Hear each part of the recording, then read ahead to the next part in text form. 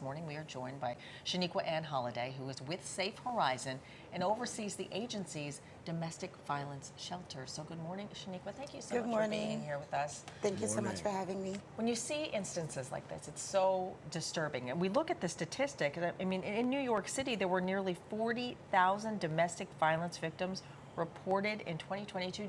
Do you think that number is lower than what the reality is? Do you think there are more victims that just don't come forward? Yes, I do think that there are more victims that don't come forward. Safe Horizons hotline answers 90,000 calls on an average per year of domestic violence survivors, and we respond to 40,000 shelter requests per year.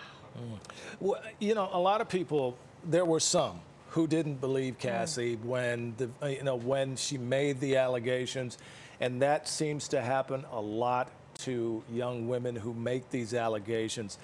What happens after a video like this comes out? Do more people get the courage to come forward, or is it just that they just don't, they're afraid. They're afraid to come forward and let people know what's happening? I feel like things like this, exposure of videos such as the one with Diddy and Cassie, gives more folks, more survivors, the courage to come forward and speak up about their domestic violence relationships and situations. I mean, you saw that. It was so violent. Obviously, she suffered injuries, and a lot of victims suffer injuries but are afraid to go to hospitals. Are there other places where they can go to seek medical attention if they are a victim of domestic violence? Well, yes. You can always visit an urgent care. We advise at Safe Horizon to engage in safety planning when you're in a domestic violence relationship. So that's something like identifying an ally or someone, a contact that you can rely on when you're in unsafe situations. It could be a program, it could be someone at school, it could be a neighbor, and creating an exit plan so that you have a way in mind that you're able to get away. I was just going to say, can you lay out for someone that may be watching at home what that safe exit plan looks like?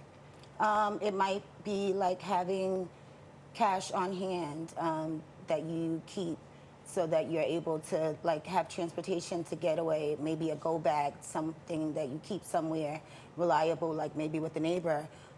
It might be some sign of indicating that you're unsafe, like putting a plant in the window or something like that, a code word. We saw that when the FBI raided Diddy's home, they took some of his kids into custody, and that is something that we don't talk enough about. The kids that get caught in the middle of these situations. I mean, speak to that for a minute about, how this really affects the children. I mean, children see everything, don't they? Right. So this really affects the children, right? At Safe Horizon, in our shelters, we have trauma counseling that we offer as one of the services, and that includes counseling for children, children that have been exposed to the violence and traumatic situations in their family situation. But I feel that it really does affect the children, and that there needs to be a lot of attention to the children in these situations. So what's step one for someone that might be sitting at home? What can they do, and how do they reach out to Safe Horizon and know that this is a safe place and where they can have, there is light at the end of the tunnel? Right. So Safe Horizon operates the domestic violence hotline for the city of New York. The number is 1-800-621-HOPE.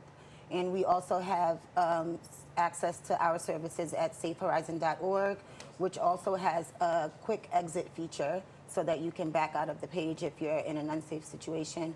Our shelters are open. We have spaces available. We offer counseling services in our shelter, access to housing vouchers, access to services such as getting police reports and things like that, orders of protection, and a host of other services that we offer. So I would say the first step would be to reach out to someone that you can trust, and hopefully you're able to reach out to 1-800-621-HOPE. All right, Shanequa, thank you so much. Of course, we'll definitely be talking more about this issue as more about this story comes out. Thank you again, and if you know anyone who is in need of help, please call 1-800-621-HOPE. hope. And Shanequa, Safe Horizon does such great work. So thank Yes. you for what you do. Thank you so much. Thank you so much for being with us. We Thank really you. appreciate it.